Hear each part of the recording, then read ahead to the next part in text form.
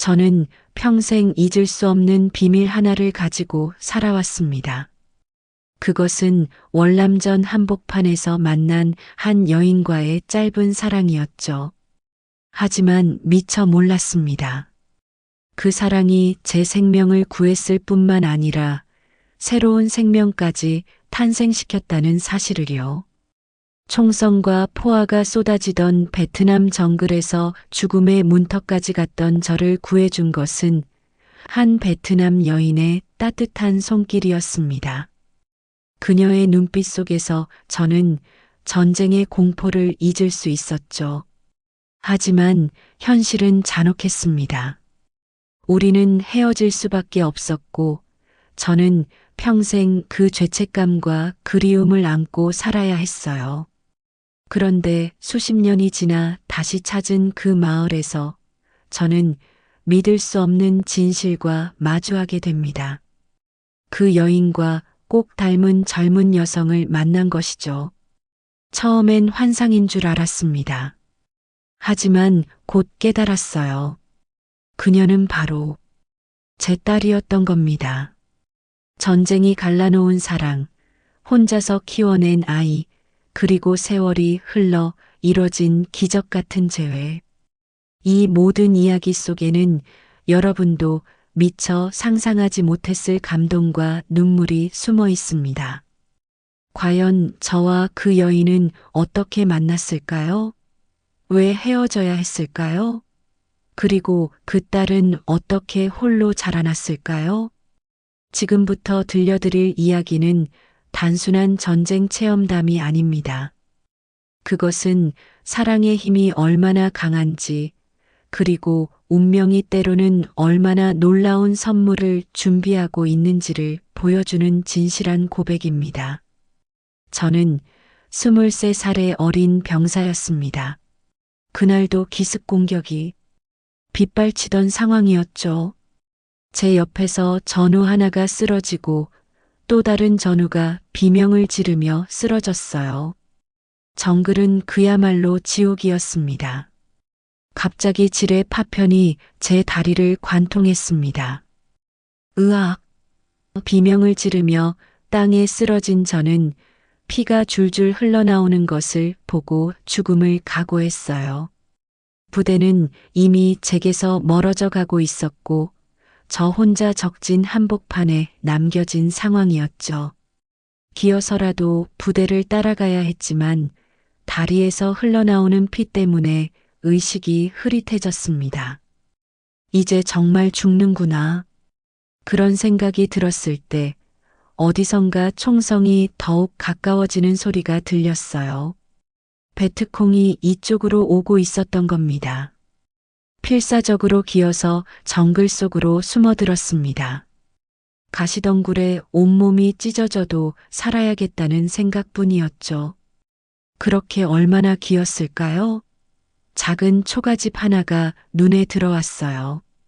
마지막 힘을 다해 그 집 문 앞까지 기어갔을 때 저는 완전히 기절해버렸습니다. 깨어났을 때 저는 따뜻한 방에 누워 있었어요. 제 다리는 깨끗하게 싸매어져 있었고 입에서는 쌀죽 냄새가 났습니다. 그때 문 너머로 여인의 실루엣이 보였죠. 심장이 두근거렸어요. 베트콩에게 잡힌 건 아닐까? 하는 두려움과 함께 말이죠. 깨어났네. 여인이 조심스럽게 다가왔습니다. 25쯤 되어 보이는 그녀의 얼굴에는 걱정과 안도가 함께 스며 있었어요. 아파? 그녀는 서툰 한국말로 물었습니다. 그녀의 목소리는 놀랍도록 따뜻했어요. 저는 경계심 반 감사함 반으로 그녀를 바라봤습니다. 저는 한국군 병사입니다. 혹시 베트콩은 아니시죠? 물어보니 여인이 슬픈 미소를 지었어요. 나는 란이에요. 전쟁 싫어해. 누구든 상처나면 도와줘야 해. 그 순간 저는 이상한 감정에 휩싸였습니다. 전쟁터에서는 느낄 수 없었던 따뜻함이었죠. 이 여인의 선량함 앞에서 저는 무장해제될 수밖에 없었어요. 고맙습니다. 정말 고맙습니다. 제가 할 수 있는 말은 그것뿐이었습니다. 라는 며칠 동안 저를 정성스럽게 돌봐주었어요. 상처에 약초를 발라주고 죽을 끓여 먹여주고 밤에는 열이 날까봐 이마에 젖은 수건을 올려주기도 했죠. 그런 그녀를 보며 저는 점점 묘한 감정을 느끼기 시작했습니다. 왜 저를 도와주세요? 어느 날 제가 물었을 때 라는 창밖을 바라보며 말했어요. 내 오빠도 전쟁에서 죽었어. 누군가의 오빠, 누군가의 아들이니까. 그녀의 눈에는 깊은 슬픔이 담겨 있었습니다. 저는 그 순간 깨달았어요. 전쟁 속에서도 인간의 따뜻함은 사라지지 않는다는 것을요. 란이라는 여인을 통해 저는 전쟁이 가져다 준 절망 속에서 한 줄기 빛을 발견할 수 있었습니다. 이것이 사랑의 시작이었다는 걸 그때는 몰랐어요. 전쟁으로 가족을 모두 잃고 홀로 지내고 있었어요. 나는 원래 사이공에 살았어. 하지만 폭탄 떨어져서 여기로 왔어. 란이 자신의 이야기를 들려주었을 때 저는 같은 처지의 외로움을 느꼈습니다. 저 역시 고향을 떠나 전쟁터를 떠도는 신세였으니까요. 저도 부산에서 왔습니다. 부모님은 고향에 계시고요. 서로의 사연을 주고받으며 우리는 조금씩 가까워졌어요. 전쟁이라는 거대한 슬픔 앞에서 우리는 서로를 위로하는 존재가 되어갔습니다. 라는 제 상처가 나을 때까지 극진히 돌봐주었어요. 상처 부위를 깨끗하게 소독하고 정글에서 직접 캔 약초로 우린 물을 먹여주었죠. 이 약초는 할머니가 가르쳐줬어. 상처에 아주 좋아. 그녀의 손길은 정말 마법 같았습니다. 며칠 지나지 않아 제 상처는 눈에 띄게 나아졌거든요. 하지만 더 놀라운 건 마음의 상처까지 치유되고 있다는 사실이었어요. 전쟁터에서 죽음의 공포에 떨며 지내던 제게 란과 함께하는 시간은 꿈만 같았습니다. 그녀가 끓여주는 쌀국수 냄새, 빨래하며 부르는 베트남 민요, 저녁 노을을 바라보며 나누는 소소한 대화들. 이 모든 게 제게는 천국이었어요. 민수, 전쟁 끝나면 뭐 할 거야? 어느 날 저녁 란이 서툰 한국말로 물었습니다. 저는 잠시 생각에 잠겼어요. 사실 전쟁터에서는 내일이라는 것조차 보장되지 않았거든요. 글쎄요. 평범하게 살고 싶어요. 가족을 꾸리고 아이들과 함께 웃으며 살고 싶습니다. 그 말을 들은 란의 눈에서 뭔가 반짝이는 것을 봤어요. 혹시 그녀도 저와 같은 마음일까요? 나도 그런 꿈 있어. 평범한 생활이 제일 좋아. 란의 목소리에는 간절함이 담겨 있었습니다. 그날 밤 저는 잠이 오지 않았어요. 옆방에서 들려오는 란의 작은 숨소리를 들으며 이상한 감정에 휩싸였습니다. 이건 단순한 감사의 마음이 아니었어요. 그녀를 보호하고 싶고 함께 있고 싶고 평생 곁에 두고 싶은 그런 마음이었죠. 하지만 저는 언젠가 이곳을 떠나야 하는 군인이었습니다. 며칠 후 제 다리도 많이 나아졌어요. 걸을 수는 있었지만 뛰기는 힘든 상태였죠. 라는 아직 다 안 나았어. 더 있어라고 말했지만 저는 부대가 걱정됐습니다. 너무 오래 이탈해 있으면 탈영병으로 몰릴 수도 있었거든요. 그런 제 마음을 아는지 라는 더 이상 붙잡지 않았어요. 대신 제 군복을 깨끗하게 빨아주고 길에서 먹을 수 있도록 주먹밥을 준비해 주었습니다. 조심히 가. 그리고 그녀가 말을 멈췄어요. 그리고 뭐요? 제가 묻자 란은 얼굴을 붉히며 고개를 숙였습니다. 아무것도 아니야. 하지만 저는 알고 있었어요.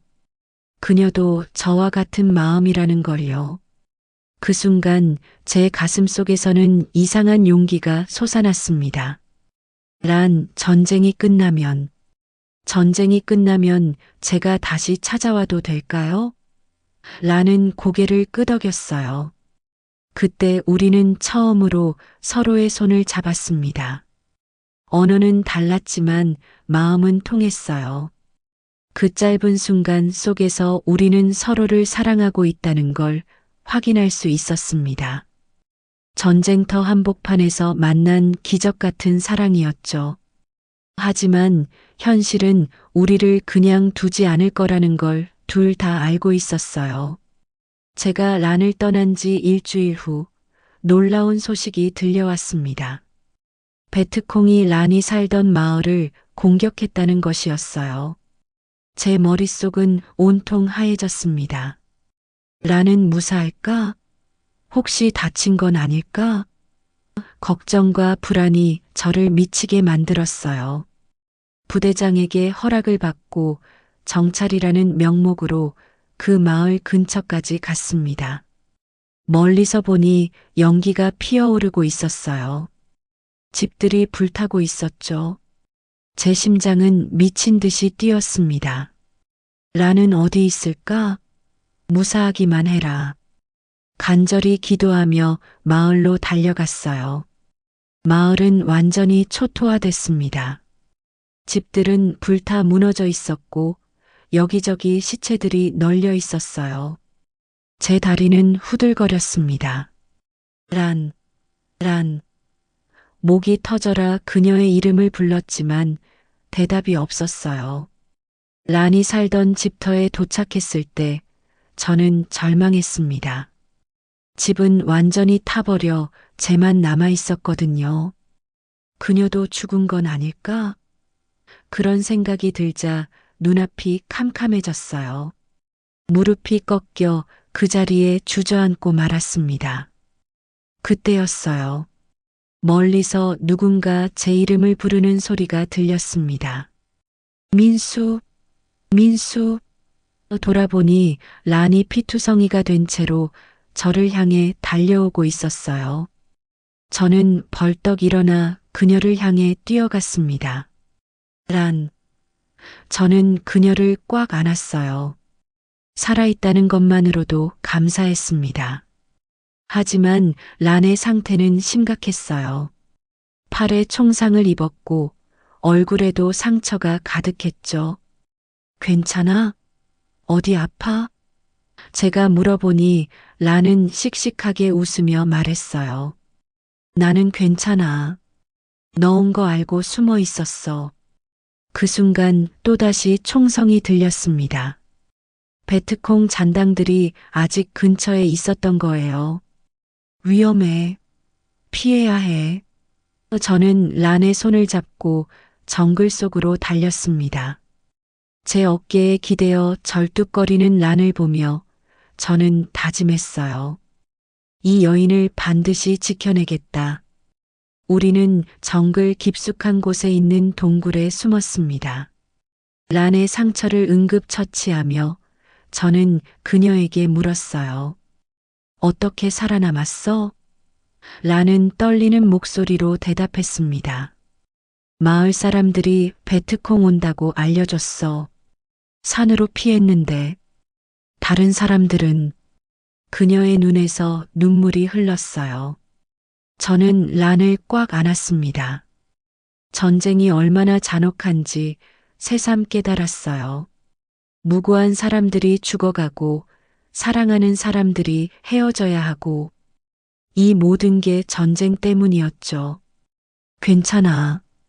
이제 내가 지켜줄게. 저는 란에게 약속했습니다. 그날 밤 동굴 속에서 우리는 서로를 의지했어요. 죽음의 위험 앞에서 우리의 사랑은 더욱 간절해졌습니다. 민수, 나 무서워. 란이 제 품에 안겨 말했을 때 저는 그녀의 머리를 쓰다듬으며 대답했어요. 괜찮아. 내가 있잖아. 하지만 마음 한편으로는 불안했습니다. 저는 군인이었고 언젠가는 부대로 돌아가야 했거든요. 란과 함께 있고 싶었지만 현실은 그렇게 만만하지 않았어요. 전쟁이 우리 사랑에 들이운 그림자는 점점 짙어져만 갔습니다. 동굴에서 사흘을 지낸 후 저희는 더 안전한 곳을 찾아 이동했습니다. 란의 상처도 많이 나아졌고 베트콩들도 다른 곳으로 이동한 것 같았어요. 하지만 저는 점점 초조해졌습니다. 부대에서 저를 찾고 있을 게 분명했거든요. 란, 나 부대로 돌아가야 해. 마침내 저는 용기를 내어 말했습니다. 란의 얼굴이 순간 굳어졌어요. 왜? 여기 있으면 안 돼? 그녀의 목소리에는 간절함이 담겨 있었습니다. 저도 여기서 란과 함께 살고 싶었어요. 하지만 그럴 수 없었습니다. 탈영병이 되면 총살당해. 그리고 전쟁이 끝나야 우리가 진짜 함께 할 수 있잖아. 저는 란을 설득하려 노력했어요. 사실 저 자신도 확신이 서지 않았지만 그때는 그게 최선이라고 생각했습니다. 란은 한참 동안 아무 말도 하지 않았어요. 그러다가 천천히 고개를 끄덕였습니다. 알겠어. 하지만 약속해. 전쟁 끝나면 꼭 돌아와. 그녀의 눈에서 눈물이 흘렀어요. 저도 울컥했습니다. 꼭 돌아올게. 약속해. 그날 밤은 우리에게 마지막 밤이었어요. 별이 유난히 많이 떠 있던 밤이었습니다. 저희는 서로를 꼭 안고 미래에 대한 꿈을 이야기했어요. 전쟁 끝나면 결혼하자. 제가 말했을 때 란은 수줍게 웃으며 대답했습니다. 응, 그래. 아이도 낳고 행복하게 살자. 저는 계속 말했어요. 란도 꿈에 부풀어 말했습니다. 아이는 몇 명 낳을까? 글쎄, 아들도 하나, 딸도 하나. 좋아. 그렇게 우리는 일어나지도 않을지 모르는 미래를 그려보며 서로를 위로했어요. 새벽이 되자 이별의 시간이 왔습니다. 저는 란에게 제 인식표를 줬어요. 이걸 가지고 있어. 내가 돌아올 때까지. 란도 자신이 차고 있던 은반지를 제게 줬습니다. 이것도 가져가. 나를 잊지 마라. 헤어지는 순간 저희는 말없이 서로를 바라봤어요. 할 말이 너무 많았지만 정작 입에서는 아무것도 나오지 않았습니다. 그저 서로의 모습을 눈에 새기며 서 있을 뿐이었죠. 가야겠어. 저는 간신히 입을 열었어요. 응. 란도 고개를 끄덕였습니다. 저는 뒤돌아서 걷기 시작했어요. 몇 걸음 가다가 뒤를 돌아보니 란이 그 자리에 서서 저를 바라보고 있었습니다. 손을 흔들고 있었어요. 저도 손을 흔들어 인사했습니다. 그리고 다시 뒤돌아서 걸었어요. 이번엔 뒤돌아보지 않았습니다. 뒤돌아보면 다시 돌아가고 싶어질 게 뻔했거든요. 란의 울음소리가 등 뒤로 들려왔지만 저는 꾹 참고 걸어갔습니다. 그때 저는 몰랐어요. 그게 란과의 마지막 만남이 될 거라는 걸요. 그리고 란이 제 아이를 가지고 있다는 것도 몰랐습니다. 만약 그 사실을 알았다면 저는 절대로 떠나지 않았을 거예요. 하지만 운명은 잔혹했습니다. 우리는 그렇게 헤어질 수밖에 없었어요. 베트남에서 돌아온 지 벌써 40년이 흘렀습니다. 저는 결혼을 하고 아이들을 키우며 평범한 삶을 살았어요. 하지만 란에 대한 기억만은 결코 지워지지 않았습니다. 그녀와 함께했던 그 짧은 시간들이 제 마음 한구석에 늘 남아 있었거든요. 아내에게는 미안한 마음이 컸습니다. 좋은 남편이 되려고 노력했지만 가끔씩 멍하니 창밖을 바라보며 란을 떠올리는 제 모습을 아내도 눈치챘을 거예요. 여보, 무슨 생각해? 아내가 물어보면 아무것도 아니야 라고 대답했지만 사실은 란의 미소를 떠올리고 있었습니다. 특히 비가 오는 날이면 더욱 그리웠어요. 베트남의 우기 때 란과 함께 듣던 빗소리가 생각났거든요. 그때 그녀가 제게 베트남 민요를 불러주던 목소리, 그 따뜻한 손길, 걱정스럽게 저를 바라보던 눈빛, 모든 게 어제 일처럼 생생했습니다. 전우의 모임에 갔을 때도 마찬가지였어요. 다른 전우들이 베트남에서의 추억을 이야기할 때 저는 란 이야기를 하고 싶었지만 할 수 없었습니다. 결혼한 남자가 다른 여자 이야기를 한다는 게 쉬운 일은 아니었거든요. 그래서 혼자만의 비밀로 간직해야 했어요. 형, 베트남에서 뭔 일 있었어? 가끔 표정이 이상해. 가장 친한 전우인 철수가 물어본 적이 있었습니다. 저는 잠시 망설였지만 결국 털어놨어요. 사실은 거기서 한 여자를 만났었어. 철수는 이해한다는 듯이 고개를 끄덕였습니다. 전쟁터에서 만난 사랑이군. 나도 그런 적 있어. 지금도 가끔 생각나지? 철수의 말에 저는 깊이 공감했어요. 응, 자꾸 생각나. 지금 어떻게 사는지, 행복한지 궁금해 미치겠어. 한번 찾아가 보는 게 어때? 철수가 제안했지만 저는 고개를 저었습니다. 이미 가정이 있는데 무슨 소용이야. 하지만 마음 깊은 곳에서는 계속 란을 그리워했어요. 혹시 그녀도 저를 기다리고 있는 건 아닐까? 아니면 이미 다른 사람과 결혼해서 행복하게 살고 있을까? 이런 생각들이 끊임없이 제 머릿속을 맴돌았습니다. 아이들이 자랄수록 더욱 그리웠어요. 제 딸이 웃을 때마다 란도 이렇게 웃었었지 하는 생각이 들었거든요. 아들이 저에게 안길 때마다 만약 란과 아이를 가졌다면 어땠을까 하는 상상을 하기도 했어요. 물론 아내와 아이들을 사랑했지만 란에 대한 그리움은 별개였습니다. 나이가 들면서 그 그리움은 더욱 간절해졌어요. 인생의 황혼기에 접어들면서 이대로 죽으면 란을 다시 못 보는구나 하는 생각이 들었거든요. 밤에 잠들기 전 저는 늘 란의 안부를 걱정했습니다. 건강하게 살고 있을까? 혹시 아프지는 않을까? 어느 날 텔레비전에서 베트남 특집 다큐멘터리를 보게 됐어요. 호치민시의 현재 모습이 나오는데 너무나 많이 변해 있었습니다. 그 모습을 보며 저는 충격을 받았어요. 란이 살던 그 마을도 이렇게 변했을까? 갑자기 그녀를 보고 싶은 마음이 간절해졌습니다. 아내가 먼저 세상을 떠난 후 저는 더욱 외로워졌어요. 아이들은 각자의 삶이 있었고 저는 혼자 지내는 시간이 많아졌습니다. 그럴 때마다 란 생각이 더욱 간절해졌어요. 이제라도 가서 그녀를 찾아봐야겠다. 그런 생각이 점점 강해졌습니다. 마침내 결심을 굳혔어요. 70이 넘은 나이에 다시 베트남을 가보기로 한 것입니다.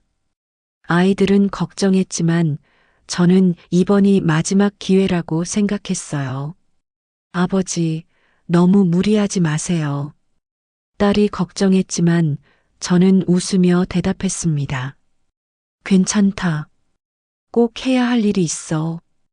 베트남행 비행기 표를 예약하면서 저는 설레기도 하고 두렵기도 했어요. 만약 란을 찾지 못하면 어떻게 하지? 아니면 이미 세상을 떠났다면? 온갖 상상이 머릿속을 휘젓고 다녔습니다. 하지만 후회하고 싶지 않았어요. 이번만큼은 용기를 내보기로 했습니다. 2010년 봄, 저는 마침내 베트남 땅을 다시 밟았습니다. 호치민 공항에 내린 순간, 40년 전의 기억이 물밀듯이 밀려왔어요. 하지만 모든 것이 달라져 있었습니다. 제가 기억하는 그 가난하고 전쟁으로 폐허가 된 베트남이 아니라 현대적인 빌딩들이 즐비한 도시가 되어 있었어요. 택시를 타고 란이 살던 마을 근처로 가면서 저는 계속 창밖을 바라봤습니다. 정말 많이 변했구나. 감회가 새로웠어요. 그런데 마을에 가까워질수록 심장이 더 빨리 뛰었습니다. 란을 정말 만날 수 있을까? 살아있기나 할까? 마을에 도착했을 때 저는 당황했어요. 제가 기억하는 그 작은 시골 마을이 아니라 제법 규모가 있는 소도시가 되어 있었거든요. 란이 살던 그 작은 초가집은 어디에도 보이지 않았습니다.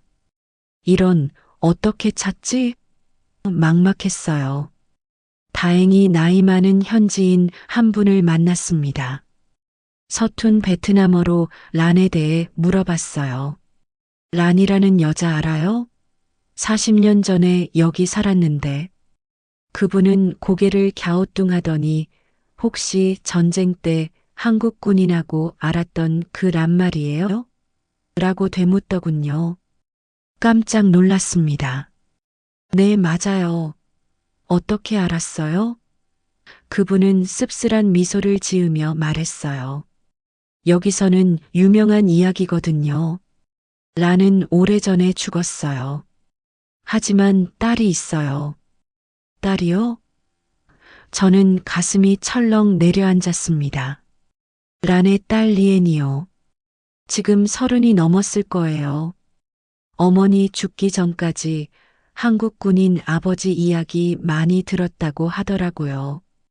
그 순간 저는 모든 걸 깨달았어요. 리엔이 제 딸이라는 것을요. 미처 몰랐습니다. 란이 제 아이를 가지고 있었다는 사실을요. 다리에서 힘이 빠져 그 자리에 주저앉고 말았어요. 내가 딸이 있다고? 충격이 너무 컸습니다. 그동안 란만 그리워했는데 제 핏줄이 이 세상에 살아있었던 거예요. 그것도 혼자서 말이죠. 리엔이 어디 살아요? 간신히 입을 열어 물었습니다. 마을 중심가에서 작은 가게를 해요. 가서 보시겠어요? 그분의 안내를 받아 리엔이 있다는 곳으로 갔습니다. 걸어가면서 머릿속이 복잡했어요. 어떻게 말해야 하지? 갑자기 아버지라고 나타나면 놀라지 않을까? 드디어 리엔의 가게 앞에 도착했습니다. 작은 잡화점이었어요. 그런데 가게 앞에서 손님과 이야기하고 있는 여성을 보는 순간 저는 숨이 멎는 것 같았습니다. 란과 똑같이 생겼어요. 정확히는 젊은 시절의 란과 말이죠. 리에는 란의 눈을 그대로 닮았어요. 그 따뜻하고 슬픈 눈빛까지 똑같았습니다. 코도, 입술도, 웃는 모습도 모든 게 란이었어요. 하지만 동시에 제 모습도 보였습니다. 이마의 주름과 손의 모양이 저와 비슷했거든요. 저도 모르게 리엔하고 불렀어요. 리엔이 저를 바라봤습니다. 그 순간 뭔가 전기가 흐르는 것 같았어요. 리엔의 표정이 순간 굳어졌습니다. 당신은, 리엔이 베트남어로 말했지만 저는 알아들을 수 있었어요. 저는 민수입니다. 한국에서 왔어요. 떨리는 목소리로 말했습니다. 리엔의 눈이 커졌어요. 민수, 혹시 우리 엄마 란을 아세요? 네, 알아요. 아주 잘 알고 있습니다. 제 목소리는 더욱 떨렸어요. 그때 리엔의 눈에서 눈물이 흘렀습니다. 엄마가 그렇게 기다렸는데, 리엔이 울먹이며 말했어요. 저도 눈물이 났습니다. 란이 저를 기다렸다는 것, 그리고 혼자서 아이를 키웠다는 것, 모든 게 가슴 아팠어요. 엄마는 언제까지 아버지를 기다렸어요. 돌아오실 거라고, 꼭 돌아오실 거라고. 리엔의 말에 제 가슴이 찢어지는 것 같았습니다. 미안했어요. 정말 미안했습니다.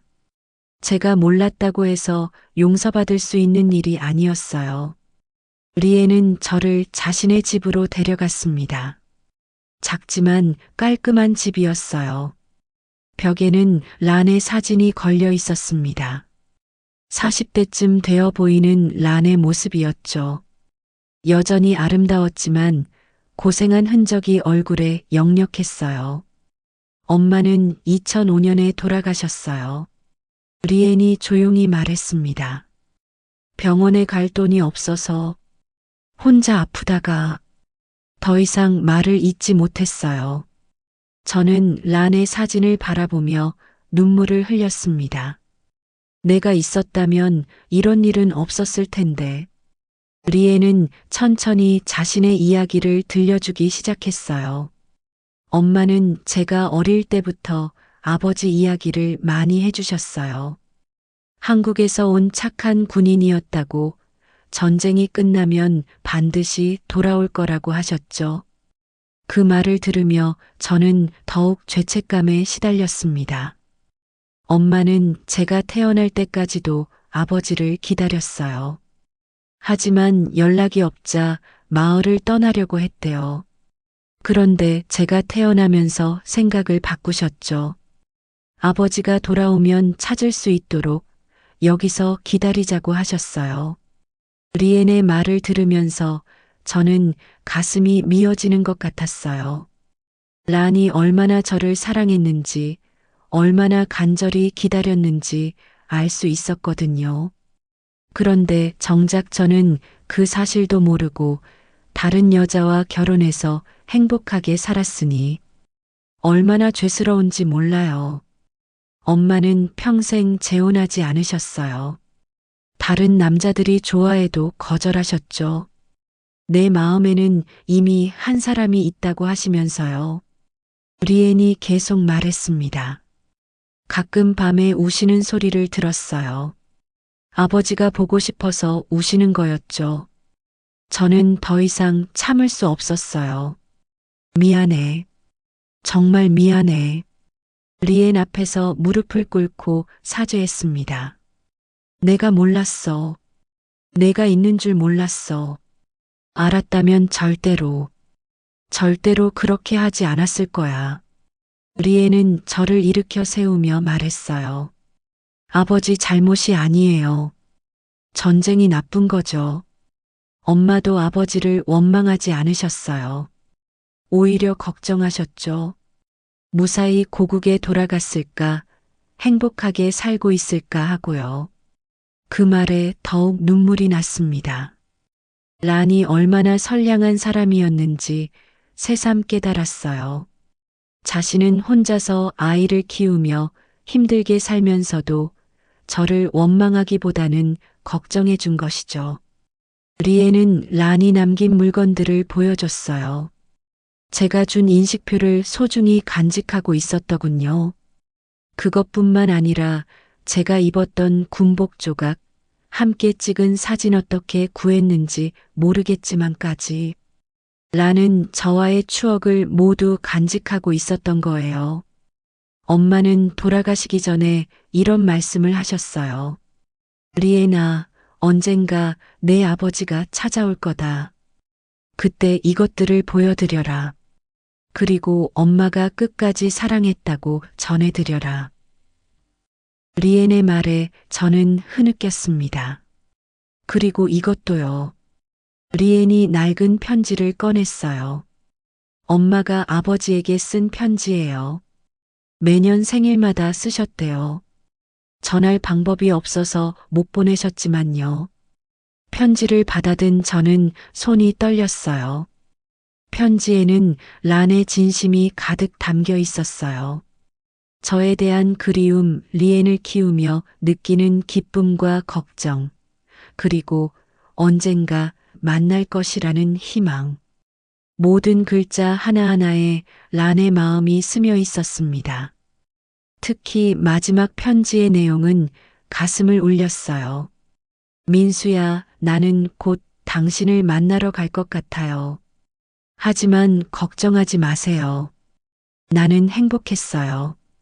당신을 사랑할 수 있어서, 당신의 아이를 낳을 수 있어서 정말 행복했어요. 리엔이 잘 컸으니 이제 마음 놓고 갈 수 있어요. 당신도 행복하게 사세요. 편지를 다 읽고 나니 눈물이 멎지 않았어요. 란의 무조건적인 사랑, 그 숭고한 마음을 생각하니 제 자신이 너무 작게 느껴졌습니다. 동시에 리엔을 보니 란의 모습이 겹쳐 보였어요. 이 아이가 바로 제 딸이구나. 란과 제 사랑의 결실이구나. 작은 언덕 위에 있는 소박한 묘지였어요. 묘비에는 사랑하는 엄마 란이라고 베트남어로 새겨져 있었습니다. 저는 그 앞에서 무릎을 꿇고 오열했어요. 란아, 미안해. 정말 미안해. 묘비를 어루만지며 계속 사죄했습니다. 내가 이렇게 고생하는 줄 몰랐어. 알았다면 절대로 떠나지 않았을 텐데. 40년간 못다한 말들을 쏟아냈어요. 리엔이 제 어깨에 손을 얹으며 위로해줬습니다. 아버지, 엄마는 아버지를 원망하지 않으셨어요. 오히려 고마워하셨죠. 아버지 덕분에 저를 낳을 수 있었다고, 그것만으로도 행복하다고 하셨어요. 리엔의 따뜻한 말에 저는 조금씩 마음이 누그러졌어요. 그 후 며칠 동안 저는 리엔과 함께 시간을 보냈습니다. 35살이 된 리엔은 혼자 살며 작은 가게를 운영하고 있었어요. 결혼은 하지 않았더군요. 왜 결혼 안 했어? 물어보니 좋은 사람을 못 만났어요 라고 대답했습니다. 하지만 진짜 이유는 다른 것 같았어요. 어머니를 돌보느라 자신의 인생을 포기한 것이죠. 란이 병들어 누워 있을 때도 리엔이 혼자서 간병했을 거예요. 그 모든 희생을 생각하니 가슴이 아팠습니다. 리엔아, 한국에 가지 않을래? 어느 날 저는 용기를 내어 물어봤어요. 아버지와 함께 살자. 하지만 리엔은 고개를 저었습니다. 여기가 제 고향이에요. 그리고 엄마도 여기 계시고요. 리엔의 마음을 이해할 수 있었어요. 그렇다면 제가 여기서 리엔과 함께 살까도 생각해 봤어요. 하지만 저에게도 한국에 자식들이 있었습니다. 쉽지 않은 문제였죠. 고민 끝에 저는 다른 방법을 택했어요. 1년에 몇 번씩 베트남을 찾아와 리엔과 시간을 보내기로 한 거예요. 리엔에게 제 한국 가족 이야기도 했습니다. 아버지에게는 한국에서 낳은 자식들도 있어. 너의 이복 형제들이지. 처음엔 복잡한 표정을 지었지만 리엔은 이해해줬어요. 당연하죠. 아버지도 인생을 사셔야 했으니까요. 한국 자식들에게도 리엔 이야기를 했어요. 처음엔 충격을 받았지만 점차 받아들였습니다. 아버지가 행복하시면 됩니다. 큰아들이 말해줄 때 정말 고마웠어요. 그리고 언젠가 리엔과도 만나고 싶다고 하더군요. 이듬해 봄 저는 한국 가족들과 함께 베트남을 찾았습니다. 리엔과 제 한국 자식들이 처음 만나는 순간이었어요. 언어는 달랐지만 금세 친해졌습니다. 혈육의 정이란 게 정말 신기한 것 같아요. 리엔의 가게도 도와줬어요. 한국에서 자금을 보내 가게를 확장하고 더 나은 생활을 할 수 있도록 했습니다. 물론 돈으로 모든 걸 해결할 수는 없겠지만 그래도 제가 할 수 있는 일이었거든요. 란의 3주기 때는 온 가족이 모여서 제사를 지냈어요.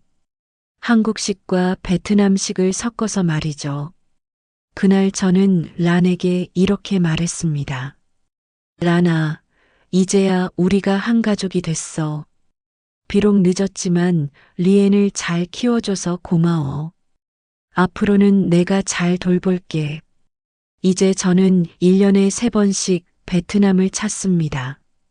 리엔과 함께 란의 묘를 찾아가고 그녀가 좋아했던 쌀국수를 함께 먹고 란이 들려줬던 옛날 이야기를 다시 들어요. 그러면 란이 바로 곁에 있는 것 같아요. 리엔도 한국어를 배우기 시작했어요. 저와 더 많은 대화를 나누고 싶어 해서요. 서툴지만 아버지 사랑해요라고 말할 때마다 가슴이 뭉클합니다. 란이 했을 법한 말이거든요. 전쟁이 우리에게 남긴 상처는 컸지만 사랑은 그 상처를 치유해줬어요.